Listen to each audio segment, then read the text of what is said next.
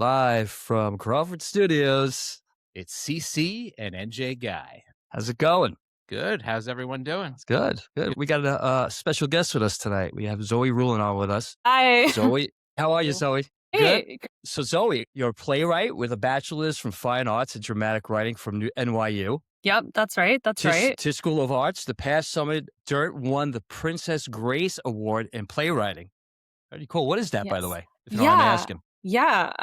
Okay. So the Princess Grace Foundation is a foundation that was started by Grace Kelly when she was alive, and then sort of continued and broadened out by her family after she died.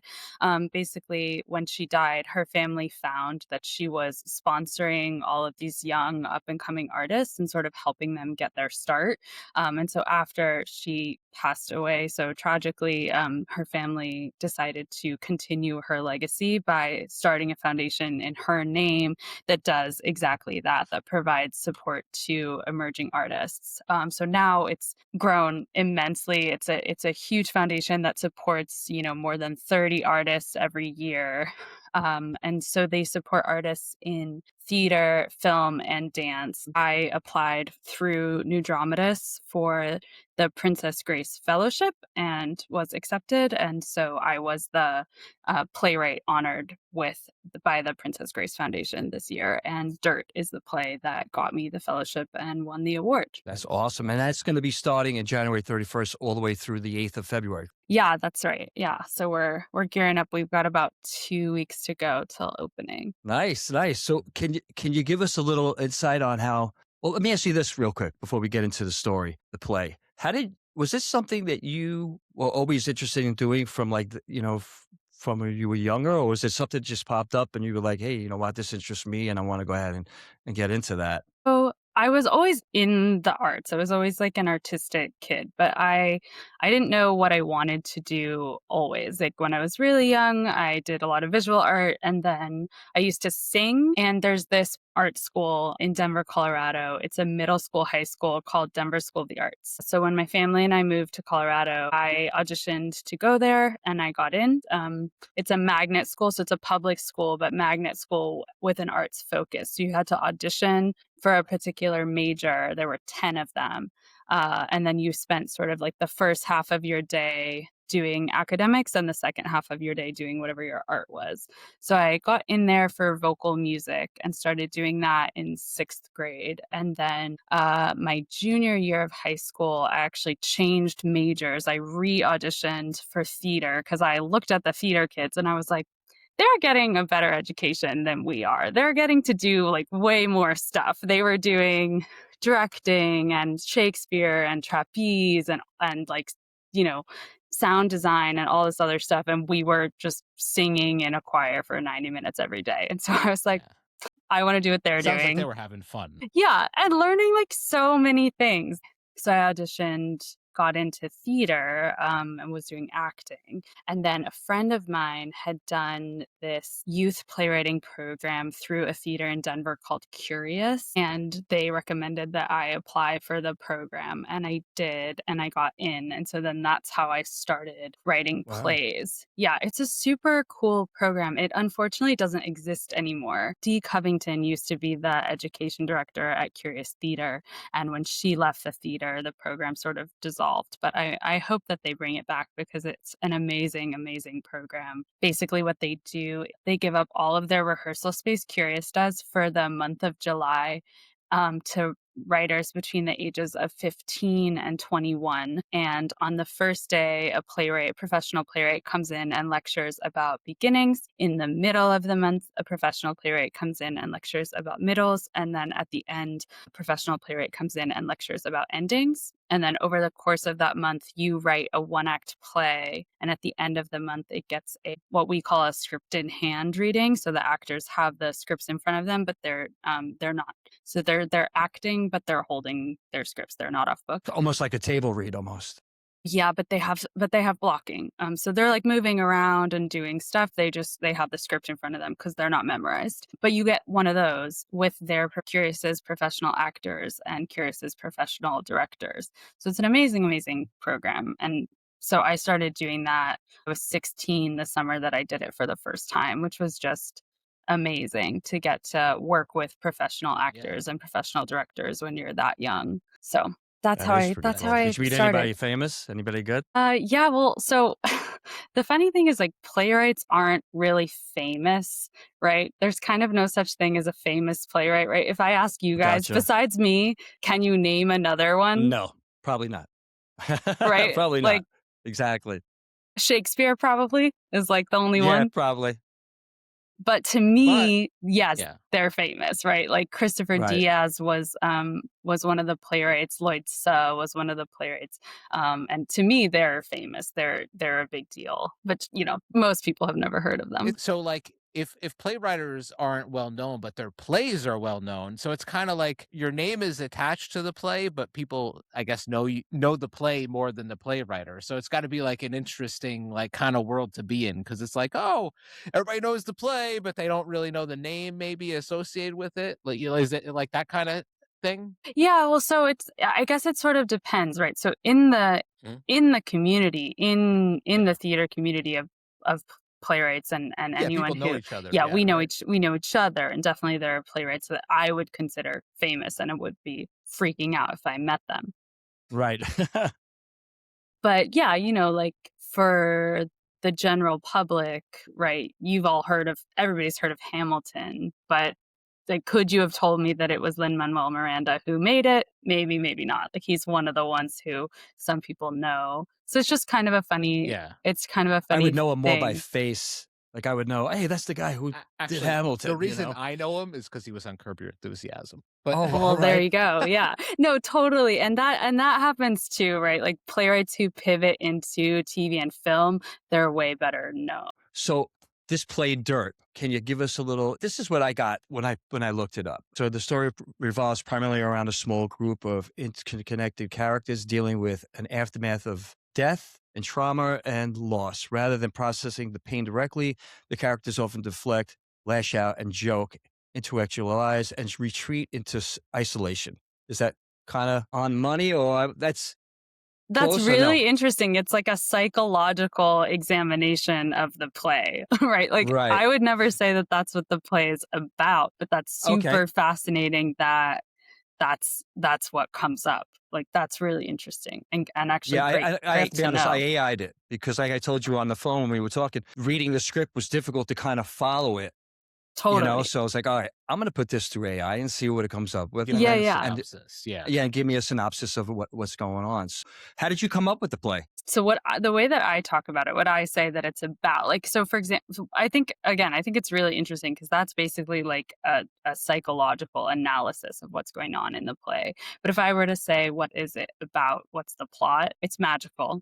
That's the first thing I want people to know. It's not exactly in a world like our world. It's about three sisters who are planted in their mom's garden. And then over the course of the first act, they pull up their roots and they leave the garden. And then in act 2, they wind up in a city and the dirt from the garden follows them there and kind of interferes with their lives a little bit. And you might say that it's up to the audience to sort of decide whether the dirt is trying to hurt them or trying to help them, or sort of both at the same time. So that's how I talk about it and what I would say it's about. How did I come up with it? So it's inspired by, I moved back home with my parents in 2020 during the pandemic. And it was inspired by that experience of, I had lived in New York for 9 years at that point, and then I moved home, and this feeling of like, wow, I really don't fit here anymore. And this question was coming up of, once you leave home, can you ever really go back? And that's Right. where the play came from. And then in addition to that, my parents live in a pretty rural part of Colorado. And all of a sudden there was just way more dirt around me, way more trees and animals and wildlife and wilderness than what I was used to. And so that was coming up for me as well. So that's Yeah, awesome. no I think worries. that's great that that you've been able to take something out of your situation, life, because it is hard. Like I've Mm, moved around a lot. I'm pretty much a gypsy most of my life. I must have lived mm. in like a dozen different places. And when you go someplace new and it's not where you're from, or going back somewhere, it's never usually the same as it was when you were there originally, you Yeah, know? Yeah. So totally. Yeah. you can Yeah. kind of identify with that. So I'm sure a lot of people identify with that um, when they see it. So how long is the play? I mean, is it fairly long? Yeah. So when we read it, it reads at about like an hour and 20 minutes. It's not that long. It's a lot of pages. It's 130 pages, but it reads pretty quick. So our goal is for it to be under 90 minutes when we're done with staging and everything, so that we'll Right. run it without an intermission. It'll be 90 minutes straight through, no intermission. Straight. You nervous? Yeah, you probably are. Like, honestly, it depends on the day. Today, I did a lot of writing myself and a lot of work on the second act of the play, because we're gonna dive into or dig into the second act of the play tomorrow. So I did a lot of work on it myself today, and so those are the days when I'm more nervous, when I'm alone at my desk tinkering with stuff and not really sure if it's gonna work. And so I think tomorrow, once I get in the room with actors and everybody else, and then I see that it's all going to be fine, then no, I'm not nervous. So it really depends on the day. Like, we're having a Right. ton And of probably fun. that it's getting closer. You're getting preoccupied. Yeah. Yeah. Yeah. It's also interesting because I'm to a degree self-producing this workshop production. So basically, the theater gave us the space for free and their tech staff and their front of house staff. So it's definitely supported by them, by Arts on That's a big Site. hill. Yeah, it's huge. It's a huge deal. Yeah, space is the big expense. It's always the biggest expense. So the fact that we got that the theater believed in the play enough to offer their space to us is really amazing.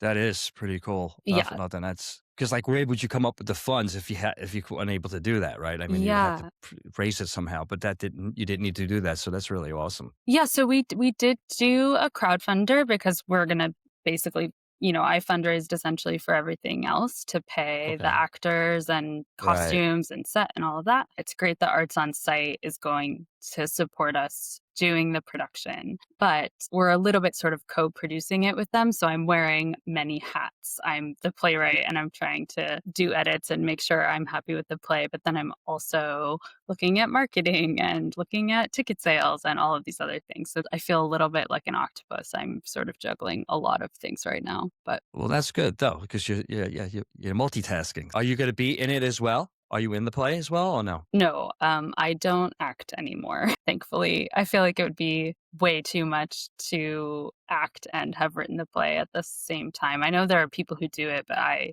don't know how. It's a lot of work. It Yeah, it's got to yeah, be a ton of work yeah. because you're trying to like get things going, and then got to getting up on stage and start acting, and then see how things are going. It's got to be Right. it's a lot of juggling. Yeah, and also, like, how do you see the play when you're inside it, right? I love that I get to sit kind of on the perimeter and watch it and figure stuff out. And also, not for nothing, like, I'm not a great actor. I never was, and our actors are really good. So I'm glad it's them and not me. Right. And I'm assuming that that helps you too by being able to watch from the outside. You'll be able to like say, oh, we'll probably change this up a little Mhm. bit and we'll do this a little different depending on, how things roll out the first time. I would imagine that's some of the things you would be looking at. Yeah, for sure, for sure. And yeah, like I said, it changes a lot once you get in a room with actors and you hear it out loud out of their mouths. It's so different than sitting at my desk and trying to imagine what it's going to sound like. I get a lot more clarity when we're all in the room together. And the folks who we cast, it's Max Singer, Maya Smoot, Mary Kate Glenn, and Kari Buckley. They're all amazing and super down to help with the collaboration. So they're all offering suggestions, and they've been really, really supportive with what we call the dramaturgy. Is that a Yeah. new word for you guys? What's that? So it's sort of like how the play is made. So dramaturgy can be two different things. On a period piece, like a Shakespeare play or something, the dramaturg does all of the historical research and explains different words and what they mean and the historical significance of things and making sure everything is accurate. But on a Yeah, that's a new really important job. Yeah. yeah. On a new play, what they do is help they're sort of like story midwives or doctors or something, where they're helping make sure that the story makes sense and that all of the building blocks are in place. And if a character does something in one scene, that it makes sense for what they do in the next scene, or so when I say that the actors are helping with the dramaturgy, they're helping with that kind of stuff, where they are saying like, I don't think my character would do this because of this, or like, wait a minute, I'm confused by this line because didn't they do this in the other scene, that kind of thing. Right. So that's pretty cool because then they analyze it as they go and say, hey, maybe we should just switch it up. That's, that makes sense. What kind of, this is new to me because I haven't gone to like a Broadway play in a long time. And when I was a kid, my grandmother used to take me all the time. Mm-hmm.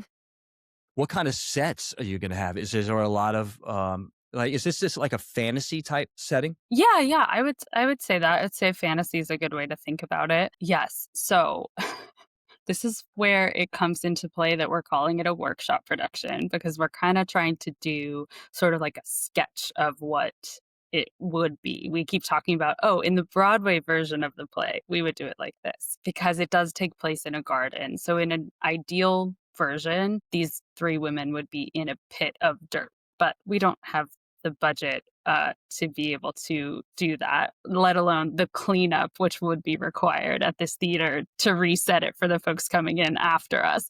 Yeah. So no, we're not doing that. So we have this amazing set designer. His name is Vincent Gunn, who has come up with a way to sort of represent the garden on our budget without having to do that big broad strokes version. Yeah. So each sister has her own row in the garden that's delineated by a clothesline.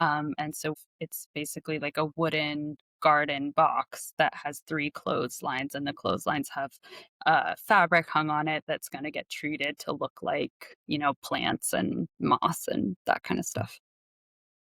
So I got a question. So as a playwriter, when you do like meet with the actors and start, rehearsing and they go over lines, do you also kind of like wear like almost, I don't know if this is the right term for theater. I know for movies and TV, a director is like a title. Is that a title in theater, or is there a different name for that? Because you're not like, because you obviously, while the play is going on, you're not like, hey, I need you to do this and that. So it's different, obviously, with film and TV. But is there like a name for like a person who like, or does that kind of fall under the playwright? Or yes, there are directors. I would say most of the time it's a playwright and a director working together. So yes, I have a director. His name's Tyler Christie. It's really special, actually. We're really good friends, and we met 10 years ago at an internship at New Dramatists, which is where I now have the Princess Grace Fellowship. So everything, it's the production is really special because it feels like very full circle in that way. So, but we've known each other 10 years, so we have a really good shorthand, and so that's been really fun. But yes, so his job is to do exactly what you were saying, is on a film set, whereas so he sits in rehearsal and he watches the actors do their thing, and then he gives notes and adjustments. And so it's obviously different than a film, because you're not doing it take by take. Like once they're up there and an audience is there, then there's no there's no direction happening. So we've got to get it where we want it before we open. Right. Then that's where everybody's rehearsing and all that comes in. So that hopefully everybody's right on point and doing what they need to do. Yeah. It's really good. It's really interesting. Yeah. So it's at 90 minutes. Pretty cool. Yeah. Are your parents going to come in to see it? Yeah, Or, definitely. Awesome. Yeah. that's awesome. Yeah. It's very cool. A ton of people coming. So were you, when you were younger, was this something that you were already like kind of in the direction of doing? I mean, even before you even got into this type of, into the arts, was it something that you were like interested in even before you thought about doing anything like that? Yeah, Were you into like plays and all that stuff? Okay, so I definitely went to plays, and like I said, I did some acting in high school. So that's, I guess I would say, sort of like my entrance to it. I never thought about writing until my friend suggested Curious New Voices, the program that I did. I never thought about it. I was always a performer. I was always sort of like in front of the camera, as you would say, rather than behind the scenes. I never thought about writing until my friend suggested that I apply.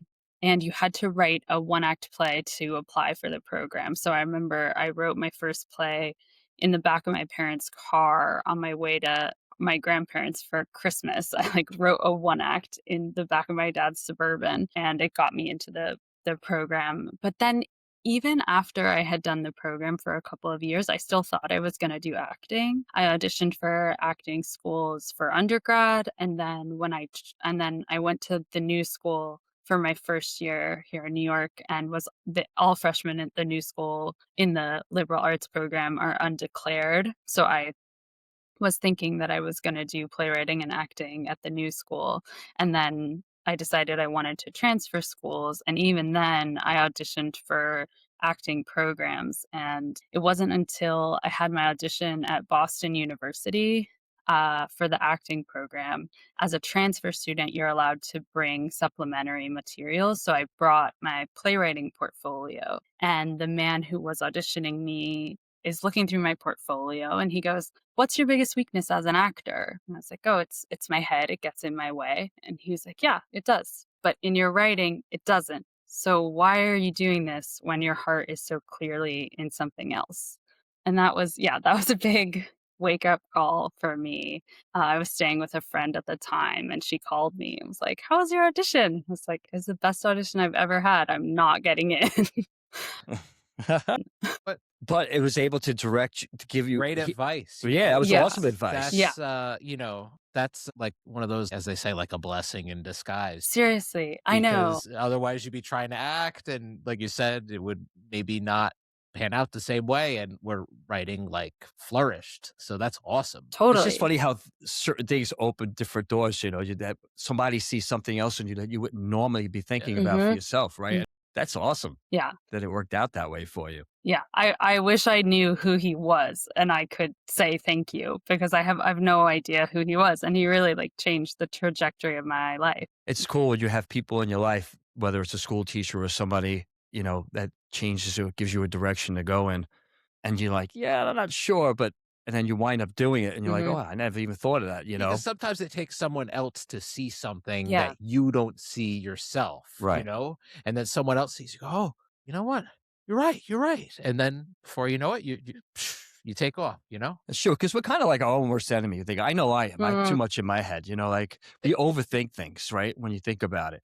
And then someone else who's on the outside is looking and say, hey, did you ever consider doing this or that? I was watching, you're good at this skill or that, so it's good when you have that positive input. Yeah. Some people would have probably taken it differently though, Zoe, right? Think about it. Like, what do you mean? I'm not a good at, Oh, yeah. What? Yeah. But the whole writing thing is great. And then on top of it, you sent me 2 other stories that you wrote as well. Are these things these stories later going to come up that you're hoping to do later on as well? One of the ones that I sent you is a play of mine called Medusa Praise. It's a 10-minute play. And okay. That one, I wrote it for a 10-minute play festival in the city through a theater called Red Bull, which actually has nothing to do with the energy drink. It's named after a theater that did Shakespeare plays illegally. I don't know exactly when, but that's at a point when Shakespeare's work in England was illegal. This theater called Red Bull was doing them underground. So that's what the theater's called. And they do this 10-minute play festival every summer, and you have to submit. It's a competition. You have to submit to get in. They always pick a theme, and the theme that year was alchemy. And so I wrote this play about Medusa and Athena, and I got into the festival. So this play had a kind of like what I was talking about earlier with a script in hand public reading. So it's 2 actors with the scripts in front of them acting, but they, not off book, not memorized. So it had a big reading through the festival. I think it was in 2022. Yeah.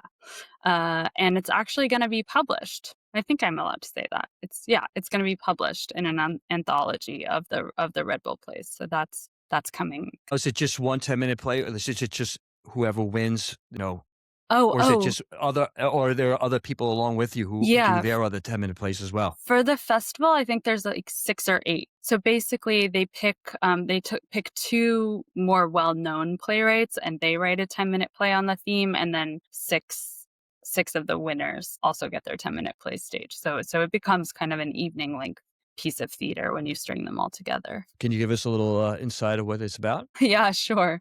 So I got really interested, I was thinking about alchemy and what was, it's a competition, right? They get a ton of submissions. They get like 350 submissions, if not more. So I was like, okay, what's a story that I can pick that's going to make me stand out? When I think about alchemy, like magically turning one thing into another, Rumpelstiltskin, I feel like everybody's going to do that. That's the big one Right. that came to mind Yeah. for me, especially when you think about, gold and the Philosopher's Stone and all of that stuff. So I was like, okay, I don't want to do that one. What's another version of somebody turning something into something else? And I thought of Medusa, right? Turning people into stone. And I started doing a bunch of research on her, and I was really surprised to find, my whole life, I've seen Medusa pictured as a monster, right? Like, I think that's how most people would think of Right. her, right? Yeah, like the snakes, and she's sort The of this, snakes. yeah, she's like a Don't look at it. Turn scary to stone. monster. Isn't that what her like the type of monster, I guess you would say, is a gorgon or Right. something like Yes. that? Yeah, totally. So that was what I was always, Yeah. thinking about when I thought about Medusa. But then the more I read about the actual story, what really happens in the story is that so Medusa and Poseidon have a sexual encounter in Athena's temple, and Athena gets really mad about it and curses Medusa with if anytime you look at someone, you're going to turn them to stone. So she doesn't actually start out her life that way. She doesn't sort of start out her life as a monster. It's like an act of jealousy against her, kind of. Yeah, we're not really sure why Athena does it. Like, if it's jealousy, or if this is disgust. Some readings are like Athena's very asexual, and so like, this is disgusting. How could you defile my temple in this way? It can go either way. Okay. But when you think about it, there's nothing in a text anywhere that says that Medusa wanted this to happen, that this was a consensual act. And when you think about it, right, like Poseidon is a god. What's she gonna do? So it's a curse. Yeah, exactly. It's like a curse, and it's sort of like, wow, you really took this out on the weaker person, the person with less power in this circumstance. Like, why aren't you cursing Poseidon? I really feel like this is probably his fault. So that's where the play sort of came from. And it's this conversation between Medusa and Athena, where Medusa basically expresses that very thing to Athena. And Athena's very headstrong and doesn't want to reverse the curse because that would, set a bad precedent. But at the end of the play, she realizes that what she can do is send someone to kill Medusa and release her from this sort of endless cycle that she's in. And so it sort of takes the Perseus slaying of Medusa and makes it a merciful act rather than how it normally is. Well, that's interesting. That is really interesting. Yeah, it was really fun. It was really fun. You get sort of like Medusa and Athena talking to each other for 10 minutes, and then the guy who was reading stage direction sort of came on as Perseus at the very end. It was, it's a good time. It's fun. Playwriting is fun for that reason, because you can take these very historical characters that you've known your whole life, and you can turn them on their head, or make them say whatever you want. It's fun. Well, that's what's a great thing about imagination, right? Because you can kind of direct it into, however your mind's perceiving it, and just go in that direction. The cool part is you take what you imagine and put it into action. Right. So that's the magic, you know? Yeah, for sure. Good stuff. That's really good stuff. Thanks. I like it. And then you have another one that you sent me as well. It's called Six Red Seeds. Yes. So that's also a mythology play. That's a full-length play so it's a contemporary adaptation of the Hades and Persephone myth. I don't know if you guys are super familiar with Greek mythology, but basically she's the goddess of spring. He's the king of the underworld. But so this play is a contemporary adaptation of that myth. It's set in an environmental impact fund, contemporary modern day. So it's three characters: the Zeus character, who's the CEO of the impact fund, and then Phoebe is the Persephone character. She's kind of like his right hand. And then there's the Hades character, whose name is Howard, who's a executive of an oil and gas company. So it's sort of like taking that story and putting it into a modern day context. Oh, that's pretty interesting. I like that. While still having the mythology involved in it at the same time, Yeah, which is it's subtle, but if you know the myth, it's definitely there. very cool. I like it. I like it a lot. Question for you. If someone wanted to start up and do this, what kind of Mm. advice would you give them as far as, writing a story and how to come up? I mean, not necessarily come up with it, but how would you direct them to say, hey, just start writing and then just Mm. go from there? So the two pieces of advice that I give to people who are starting out or who have been trying and not really having very much success is number one, the hardest part of writing is the butt in the chair part. Like you just have to sit down and do it. You just have to make yourself sit down and actually write. So that's a piece of advice number one. A trick that I like for that is to set a timer. So on days when I really don't feel like writing or I'm going to tackle a scene that's really complicated and I'm sort of dragging my feet and I don't want to do it, I just set a 30-minute timer and I say, okay, you're going to sit here. You're going to sit here and you're going to work on the scene for 30 minutes. And if you still can't figure it out after 30 minutes, like you're allowed to get up. But for 30 minutes, you're going to sit here. And usually it takes maybe 20 minutes and then I'm in it and I'm rolling and everything's fine. That's been my experience is that on those days, it usually takes about 20 minutes, but then I'm there. So that's piece of advice number one. Try and do it for like at least 30 minutes every day if you can. And then number two, this is very important. This is even more important, is don't be afraid to write a bad first draft. Just write. Don't be afraid to write a bad first draft. Just write a bad first draft. Everybody's first drafts are bad. They're horrible. That's how they are. That's what first drafts are. So, but if you're sitting there and you're judging yourself while you're writing and you're editing while you're writing, you'll never finish the thing. You got to, Right. You're defeating the whole Yeah. purpose. Yeah. You just got to get the idea on paper, Right. know? And then you could critique it later on and just sit there and go, oh, no, I don't like that. I want to maybe switch I can make this. this better, make that better. And Yeah. then before you know it, yeah. Yeah, a lot of people make the mistake. They're judging it as they're writing it, and then they go, "Oh, this is no good. I'm not even going to bother finishing it." So I would say those are the two. Those are the two big pieces of advice that I have. And then once you've done that, the next thing, because this actually took me a while to learn, I sort of had those two pieces down and wasn't really sure why my writing wasn't progressing, especially if you're doing theater. The next step is get other people in the room. So once you have your bad first draft, get actors, get directors, get other people feedback in as soon as you Right. can, because the play is going to change so much once you have that, and you cannot sit at your desk and make it perfect by yourself. I thought that I could for so many years and I resisted and I sat at my desk with my little perfectionist brain on and tried to tweak the heck out of it. And it's not how it works. It only gets good once you get actors and a director in the room and you're sort of bouncing off of each other. Right. Outside collaboration. Right. And then Mhm. everybody's just throwing these ideas at you. That's really interesting. Good stuff. I like it. You have any more planned? I'm sure you're writing some other stuff too.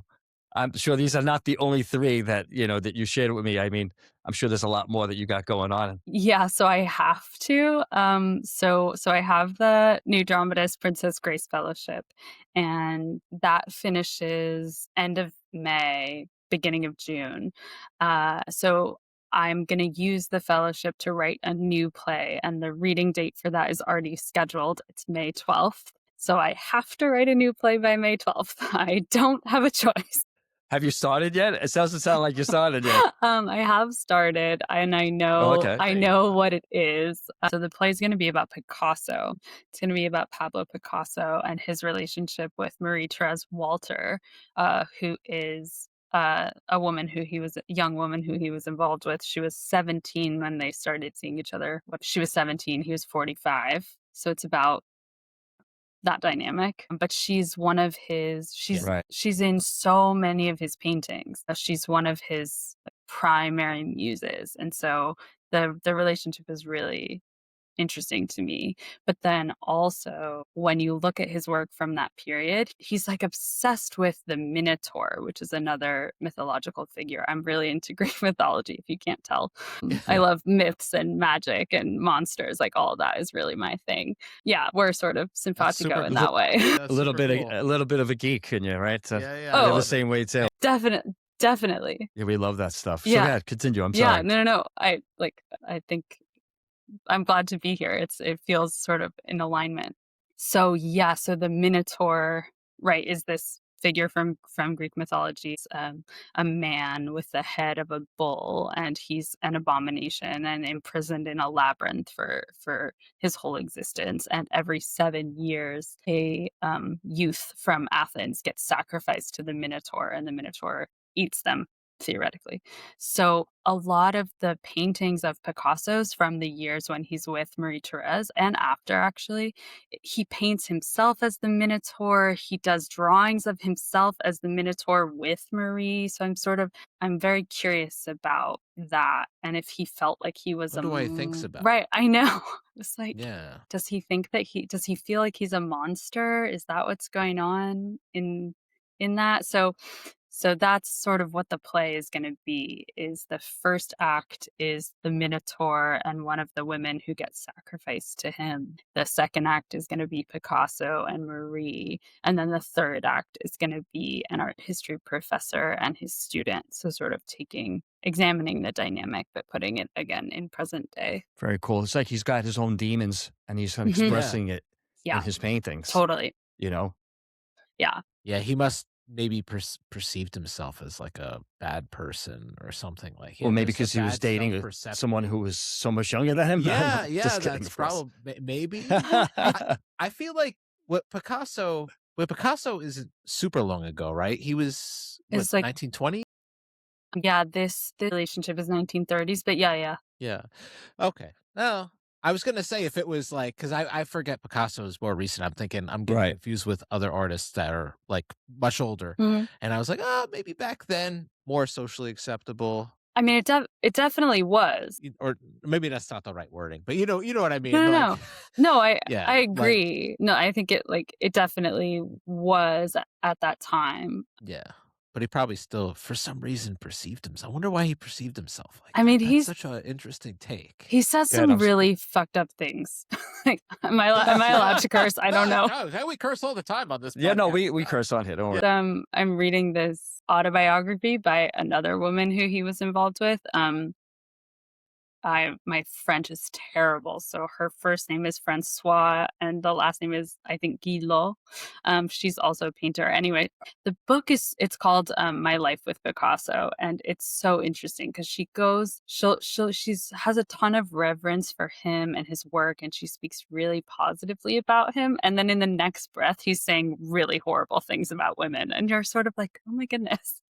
What is going on here? So he was like a womanizer at the same time, I guess. Yeah, in a he had sense, right? he really had zero respect for women at all. I wish I had some of the quotes handy because they are just, I mean, Right. he Well, it's all about him. doesn't beat around it. Like he says what he means. So I wonder if he perceived himself as a monster to him in a positive way or a negative way. He's like, yeah, I'm the monster. Yeah. Or was he like, I feel terrible, but I still do it. Yeah. You know, like one of those things, Yeah. right? I don't know. I know. That's what I'm so curious about. And like maybe I'll figure it out in the play and maybe I won't. Right, especially because he picks that particular character Mm-hmm. Yeah. in theology, right? I mean, so and like you said, every 7 years? Mm-hmm. Yeah, every 7. So it's like, it's just, you could go either way on it. So whatever he's having a tug of war with himself, obviously, right? You would think he's, we all have our demons in some way or another, right? Yeah, So, definitely. but they say painters are very, artists are very eccentric. Is that the right word? Yeah. Eccentric, Yeah, thank you. So they kind of strange to begin with, but but that's what's so good about art, because that's what brings out that part of people when they're doing that kind of stuff, because of that. It's the creativity. The creativity, Yeah, right? yeah. That creativity comes out, and so that's really good stuff. Yeah. So you have to have that done, obviously. Yes. Before this is over. By May 12th. Very cool. Awesome. Well, listen, it was great having you on with us. Okay. Yeah, thank you so Awesome. much for having me. It was Thanks. really fun. Yeah. Thank you for being with us. Appreciate it. So, as we always do our own thing at the end, Kenny's not here, They so might I'll as do well it just for say him. his for him, right? Right. I'll do Kenny's thing. Love, peace, and hair grease. I say live long and prosper. And keep on watching the plays.